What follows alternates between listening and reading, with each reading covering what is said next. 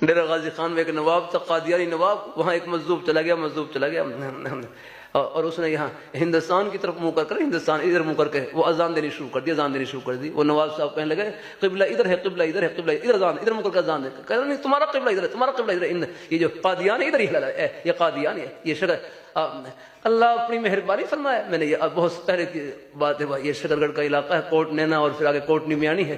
وہاں سے یہ گرداسپور کا ہے، رات کو بتیاں نظر آتی ہیں اور اسی ضلع میں یہ قادیان ہے۔ تو مجذوب کہنے لگا تمہارا قبلہ ادھر، تمہارا قبلہ ادھر ہے، تمہارا قبلہ قادیان ادھر ہے، قبلہ تو تم انگریز کے خود کاشتہ پودے ہو جاتا، تم ہو جاتا۔ اللہ اپنی مہربانی بتا کریں ان سے یہ سیال کوٹ کے آس پاس ان کی سرگرمیاں رہتی ہیں، یہ شیزان وغیرہ کی بوتلیں نہ پیا کریں، یہ حضور کی ختم نبوت کے باغی اور دشمن ہیں، کیوں اپنے ایمان کو خطرے میں ڈالتے ہیں؟